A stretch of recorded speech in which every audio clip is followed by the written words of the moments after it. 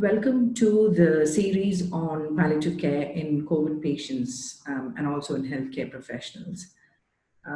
Today we're going to talk about self-care for healthcare professionals. The title is Compassionate Care and Avoiding Burnout in the Context of COVID-19. The learning objectives of this session are identify burnout, identify contributing factors for burnout, understand and practice different techniques to manage burnout. Meanwhile, you can also download the ebook and you can follow the algorithm, which is given right there. So when we talk about self-care, for healthcare professionals, I think we as healthcare professionals, we focus on our patients. And there's a lot of emphasis on patient-centered care. So what do we mean by patient-centered care? A few years ago, the Stanford Healthcare and Pickers group from the One View Healthcare came together to put certain principles forward for patient-centered care. And they are respect for patients' preferences, coordination and integration of care, information and education, physical comfort, emotional support, involvement of family and friends, continuity and transition, and access to care. I think one follows the other, and you can't leave out any of these things if we are focused on patient-centered care. And when we are doing patient-centered care, we need to be mindful. We need to have a lot of energy to spend on each task that we do or each conversation that we make. And it consumes a lot of energy. Which leads us to compassionate care. So what is compassionate care? Compassion originates as an empathic response to suffering, as a rational process which pursues patients' well-being through specific ethical actions directed at finding a solution to their suffering. Recently I read a paper on compassion, empathy, and sympathy. What do patients want? Sympathy, everybody can sympathize with the other person. We feel sorry for them, but we don't actually do anything. Empathy is a little step forward, which we take to understand what the patients feel. But then even that is not enough, is what the paper said. We need to have compassion. And what does compassion mean? We are actually acting on the empathy that we feel for the patients by finding a solution to their suffering. So for this compassionate care, we need emotional intelligence, we need resilience, we need critical thinking, and we need to take action at that spot, at that instant. We also need to be culturally aware, and we need to be confident when we are dealing with patients who are suffering. Let's have a look at a case study. Older adult hospitalized in ICU, was intubated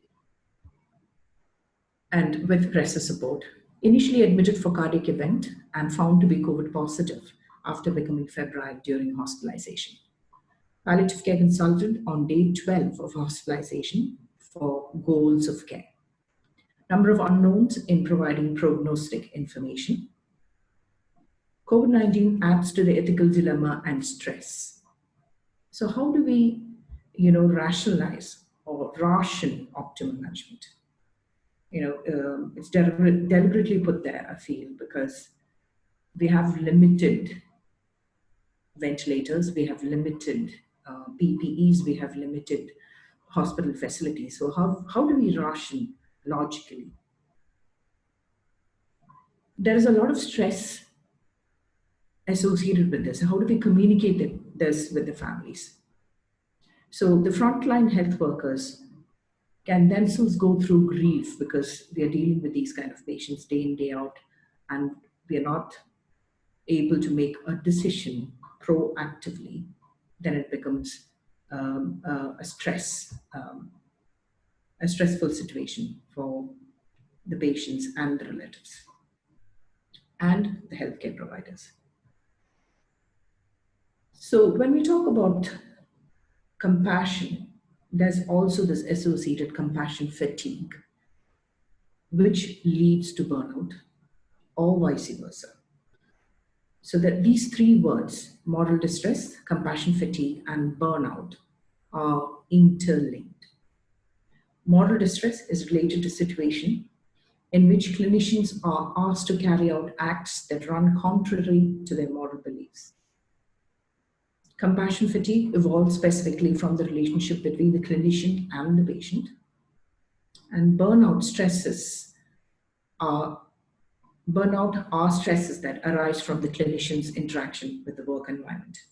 So all these three are interlinked, as you can see in the next slide. Burnout, moral distress, and compassion fatigue. One can lead to the other and vice versa.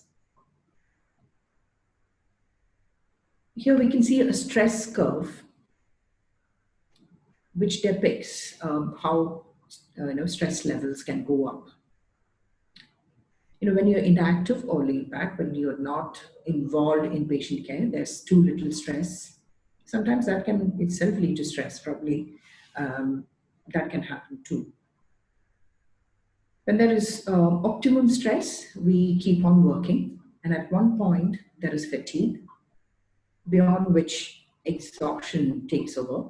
Then there's too much of stress, there's overload, which leads to anxiety, panic, anger, and then breakdown. This leads to burnout. So burnout leads to low personal accomplishment, which leads to reduced professional efficacy. It also leads to emotional exhaustion, the feelings of energy depletion or exhaustion, and also depersonalization. And this is the most dangerous part, I feel, depersonalization. There's increased mental distance from one's job or feelings of negativism or cynicism related to one's job. I think this is where we have to be extremely careful, because we tend to argue with our team members for small things, because there is a lot of cynicism related to one's job. So burnout, which leads to emotional exhaustion, low personal accomplishment, depersonalization, and all these three together can contribute to burnout as well. So how do we recognize emotional exhaustion? I think we can ask certain simple questions to ourselves. If you take a minute to think about your own work environment, and how do you feel going to work the next day? Do you dread walking into work? Do you hate the thought of handover and getting started? Have you noticed that you aren't motivated to work, or simply don't put the same amount of time and energy into things as you once did? I think if the answer to all these questions is yes, then we need to sit back and think about what is our next step going to be. The clinical features of burnout are avoidance of emotionally difficult clinical situations, distance ourselves from handling these kind of situations, difficult patients, difficult relatives, difficult scenarios. There will be irritability and hypervigilance. Small things we find fault with our team members, which is not a nice space to be in. There are interpersonal conflicts, over-identification or over-involvement in whatever we do. We become very rigid and perfectionist, which in the long run might not be good for patient care and for the teamwork. There might be poor judgment, professional and personal boundary violations can happen. Professionally, if there's poor judgment, we can make mistakes in the management of symptoms for patients, for example. And it might also lead to personal boundary violation, in which we kind of tend to put the blame on others and try and argue with them. This can also lead to social withdrawal, and there's numbness, there's difficulty in concentration, We start questioning the meaning of life. Sometimes we start questioning prior religious beliefs. You might have sleep problems, intrusive thoughts, and nightmares. People who are prone to addiction might pick up their addictive behaviors. Or we can succumb to frequent illness like headaches, gastrointestinal disturbances, immune system impairment. We might attribute all these symptoms to maybe catching, again, a small infection, a viral infection, a flu, and we might fail to recognize this as stress or burnout. Let's also look at what are the factors that contribute to burnout. First and foremost, could be workload. In this era of pandemic, there are people taken from teams to work in the front line. And so our own workload becomes much more. And sometimes we start losing control in the sense like, if there's a lack of training in a particular area, we feel as if we are not in control, and that can add to stress. There might be interprofessional or team issues.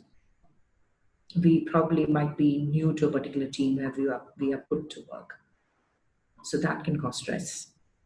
Sometimes our values don't match with the values in a particular clinical environment. For example, if we are asked to choose ventilatory support between two similar patients,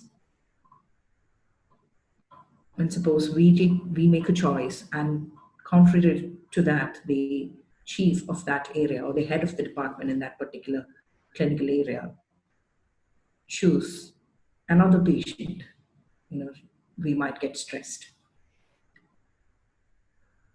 We might be, not be compensated for the work that we do. So there is a factor of reward that might contribute to stress. And there are instances where in this era of pandemic, salaries are being cut in different parts of the world. There will be emotion work variables,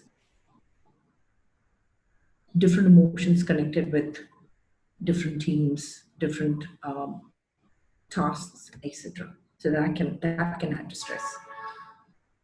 Extrinsic factors like your family problems, or some friends are creating problems for you, or your spouse is creating a problem for you, or you're not able to manage something at home, that can contribute to stress, and that can lead to your impairment in work.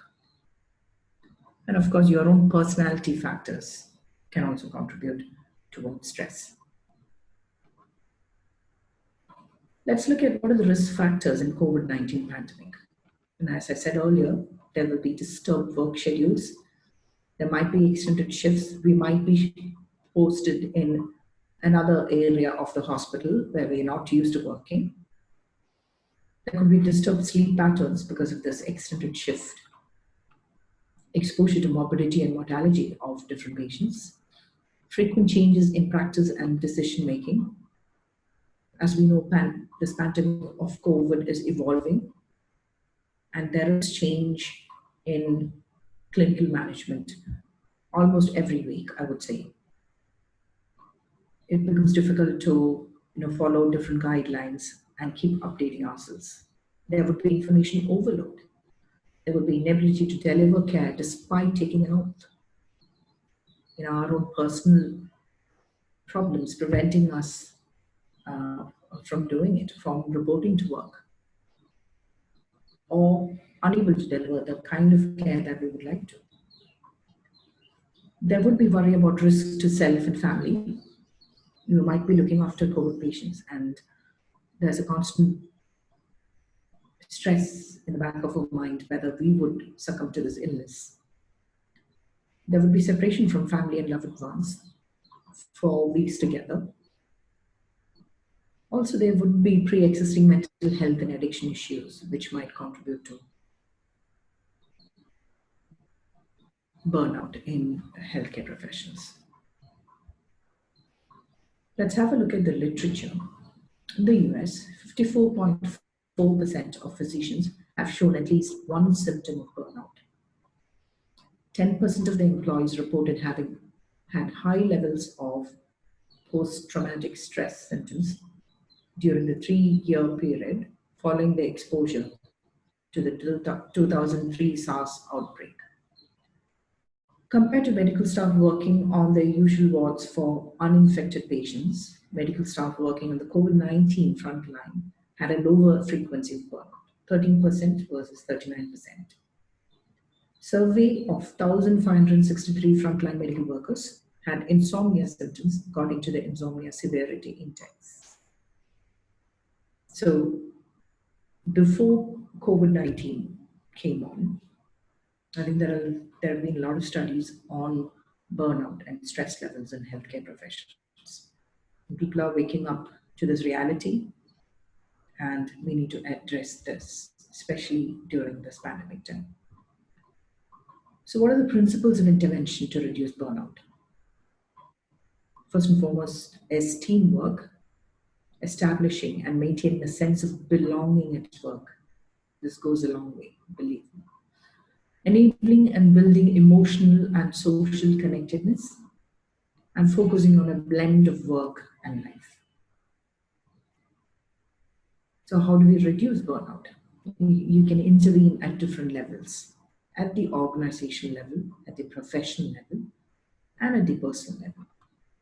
Let's have a look at the different levels in detail. Interventions at the organization level. We can restructure the way we function in a team. If somebody is feeling a bit stressed, maybe that person can be given a less arduous task. We can empower that person by retraining and making sure that the person understands the clinical scenario or the management in a particular context.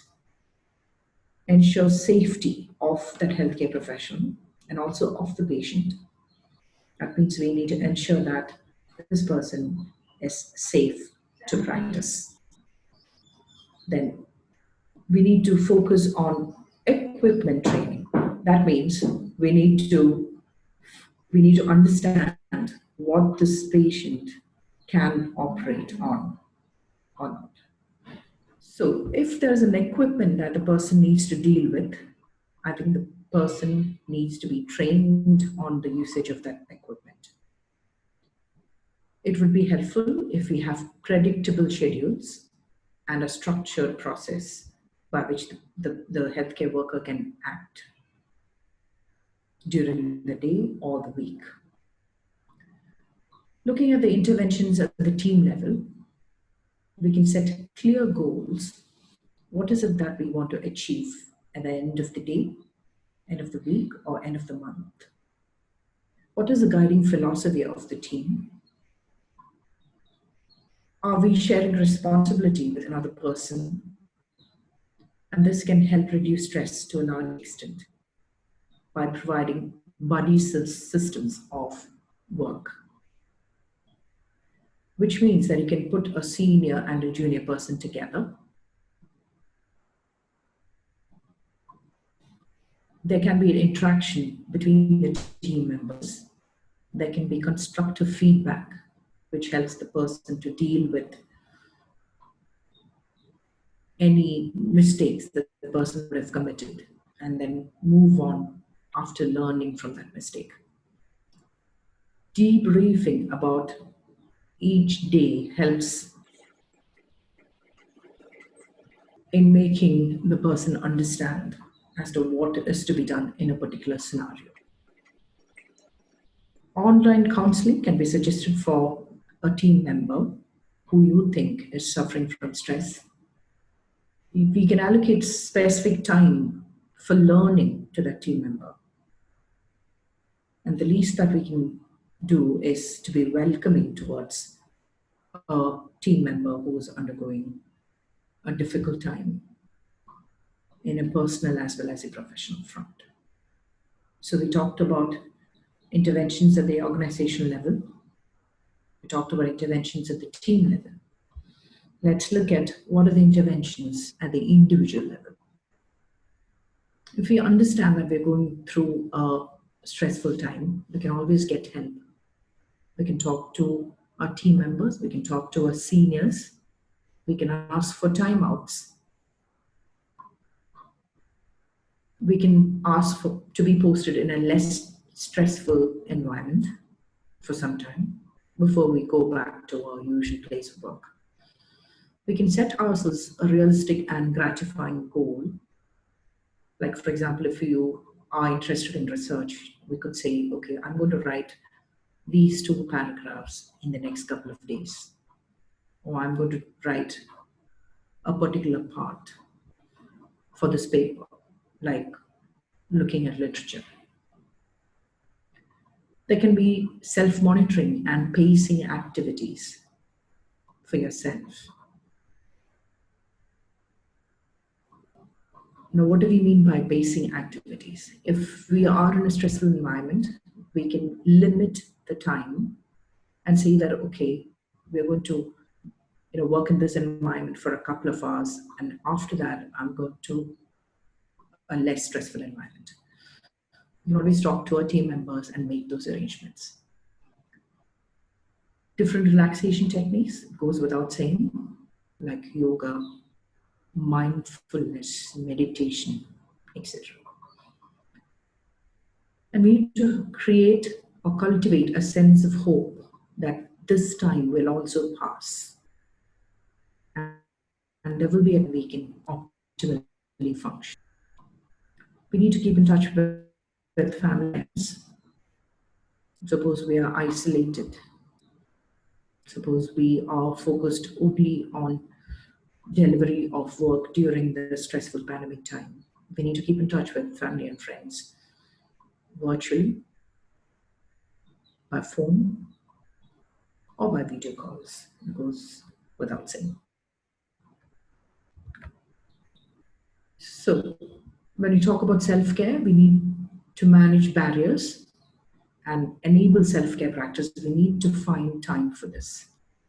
We can maintain a range of personalized self-care strategies within both professional and non-professional contexts. Like I said earlier, in the professional context, we can say, I'm going to be in this particular area for some time, and after that, I'm going to go to another clinical area where it is less stressful. That can be done by talking to your seniors. In non-professional context, we can always find time for ourselves to do the things that we like to do. A proactive and holistic approach to promoting personal health and well-being to support professional care of others. That means if we are looking after patients, we can always advise these kind of holistic approach towards those people. So it can be a teamwork for providing holistic approach to the patients and the relatives. That itself will bring your stress levels down as a healthcare worker. Suppose we identify certain criteria in your team member.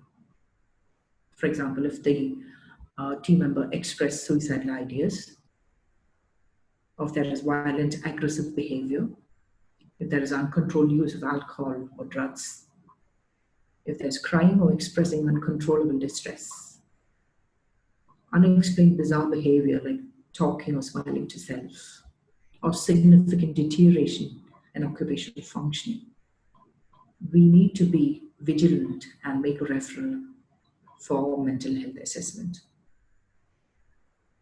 We are actually helping our team member by doing this, and also making sure that the person is safe to practice clinically. So looking at specific issues in pandemics, there would be medical personnel in quarantine because the understaffing issues, Medical personnel can have guilt and fear and social isolation. They might feel that, that they should have been more careful. Otherwise, they wouldn't have contracted the disease. They would be undergoing a sense of guilt, and they would be isolated. So support by their immediate colleagues and regular social contact is very important in these situations. What are the life and death decisions that we need to make that can add to the stress? Sometimes we need to make difficult choices, allocation of sparse resources, and we have to explain these decisions to the affected families. We can discuss the decisions in a group and discuss their emotions with a close friend. These individuals can themselves decide that they need to talk about this to someone to bring their stress levels down.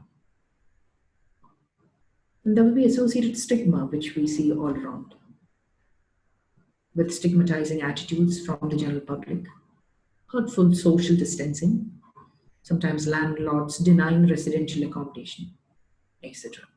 So we need to ensure the safety of staff, encourage staff to remain connected, and we need to honor frontline personnel, which we have been seeing that is happening all around the world.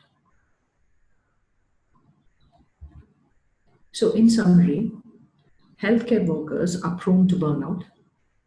Pandemic in its own has additional risk factors for burnout. Early recognition and prevention is needed to avoid a mental health pandemic. Personal, professional, and organizational steps can be taken to reduce burnout.